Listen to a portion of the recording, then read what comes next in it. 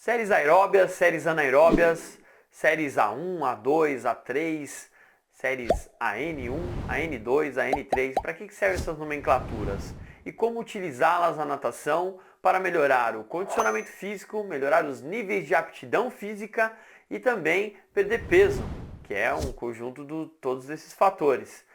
É o que nós vamos ver depois da vinheta.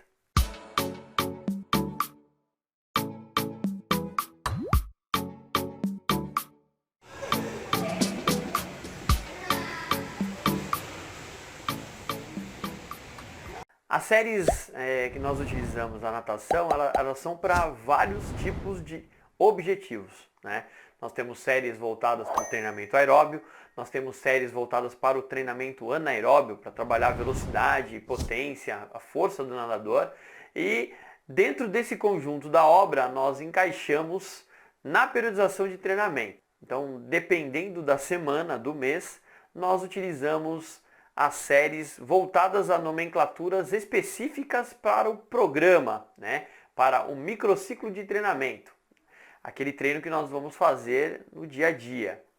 E uma das séries mais comuns que nós utilizamos, mesmo no período de base, no período intermediário a um período competitivo, são as séries aeróbias.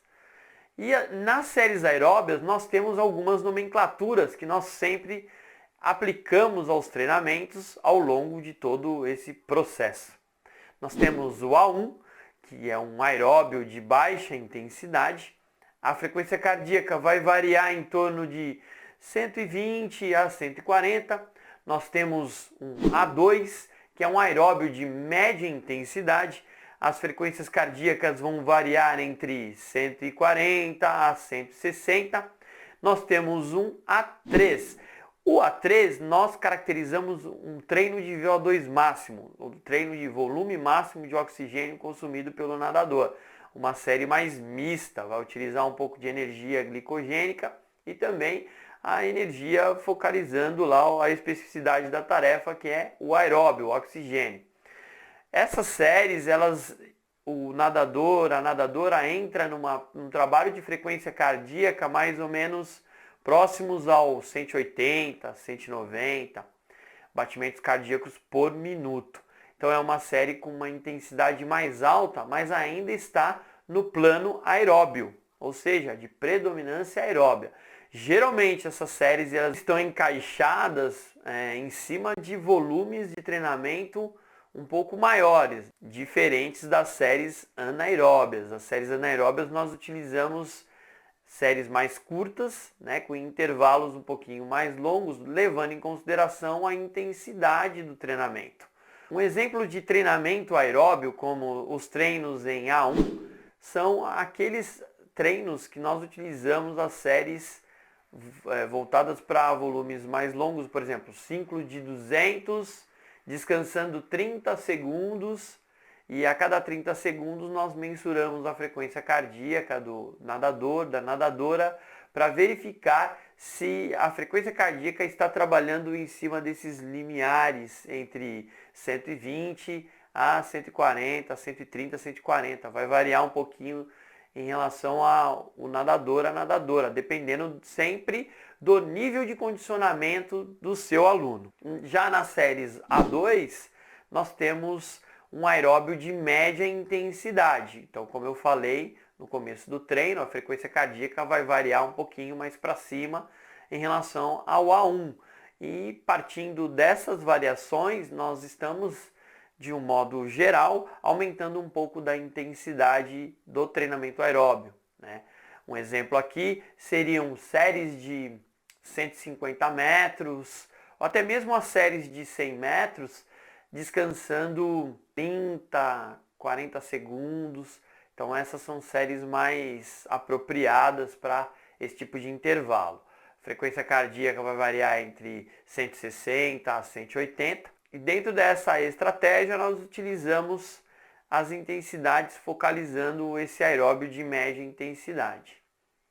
Já no aeróbio de alta intensidade, aquele que nós chamamos de treino de VO2 máximo, as séries vão variar por volta de 180 a 190 batimentos cardíacos por minuto, do nadador, da nadadora. E essas variações, elas estão relacionadas ao tipo de estímulo que nós estamos aplicando no treino. Então, por exemplo, aqui, 10 de 100 saindo a cada 2 minutos, sendo que eu quero que o nadador mantenha o tempo de 1 minuto e 30 para cada 100 metros. Isso é um exemplo de treino e de intensidade. E aí, obviamente, ao longo dos intervalos, nós aferimos a frequência cardíaca para verificar se essa frequência cardíaca está variando em torno de 180 a 190 batimentos por minuto. Então essa é uma variação que nós observamos em todos os treinos, seja ele treino aeróbio ou treino anaeróbio, nós verificamos esses parâmetros para fazer com que o nadador e a nadadora possa estar trabalhando sempre de acordo com esses limiares. Bom, e aí vem aquela pergunta básica e clássica: como eu perco gordura? Como eu vou perder gordura nos treinos aeróbios na água? Bom, como eu já falei em vários vídeos, perder gordura, perder peso, depende da combinação do treinamento e depende da combinação da sua dieta. Não adianta nós entrarmos na água e fazemos força, intensidade, volume, tudo quanto é coisa e na hora de comer nós não conseguimos regular a nossa alimentação. Nós mantemos uma alimentação pouco regrada. Isso não funciona. Isso não vai fazer com que você diminua o peso corporal. Então é importante nós combinarmos a alimentação, combinarmos os treinos ao longo desse processo, né, de emagrecimento. Um ponto que chama atenção são as séries cardiovasculares. Para trabalhar série cardiovascular, existe um mito no treinamento. As pessoas pensam que é importante nós fazermos só volume. Só séries altas, volume, séries de 200, séries de 400, séries de 1000. E esquecermos as séries anaeróbias. Negativo. Fisiologicamente, um tiro de 50 metros também vai fazer com que você faça a manutenção no cardiovascular. Isso é fato. Isso é fato em artigo científico.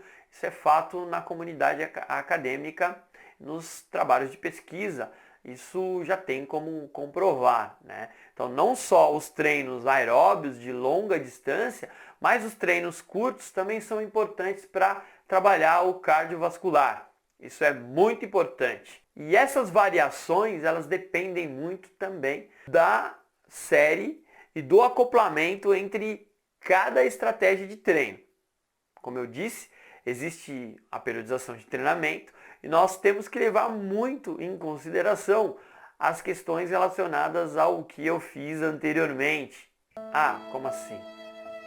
Veja bem, eu saí da musculação, agora eu vou para a natação.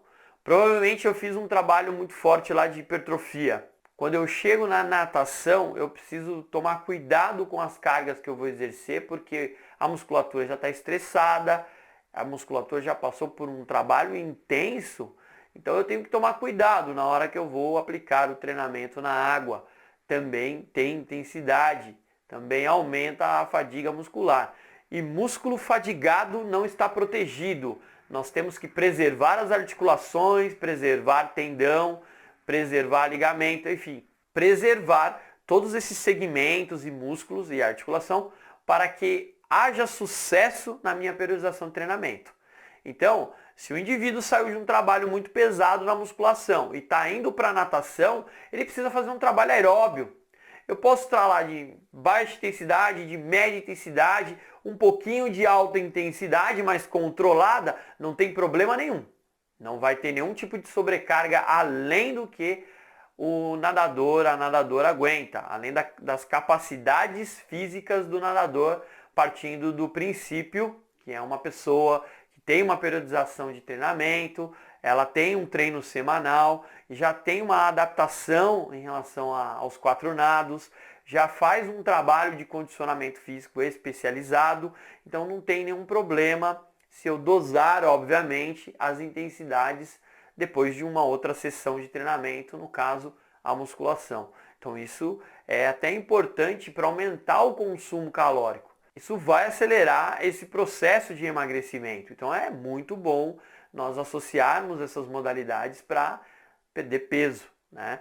Então isso é absolutamente interessantíssimo. E é claro, a alimentação também tem que estar conversando. Eu trabalhei musculação, fiz força, fiz trabalho de hipertrofia. Geralmente tem um pós-treino, uma alimentação um pouquinho mais rápida para absorver, para o meu corpo absorver e aí então seguir uma próxima etapa, que seria a natação. Então, para aqueles que utilizam a musculação antes da natação, essa é uma estratégia muito boa. Essa é uma estratégia que vale a pena experimentar. Tomar cuidado com a alimentação ao longo do processo de treinamento é muito importante para que não haja também um gasto energético tão precoce ao longo do exercício. E aí a minha sessão vai por água abaixo. Então eu preciso me manter sempre associando a musculação, natação e o conjunto da obra que depende também da sua alimentação. Bom, gente, essa é a dica que eu dou hoje. Eu espero que vocês tenham gostado e vejo vocês nos próximos vídeos.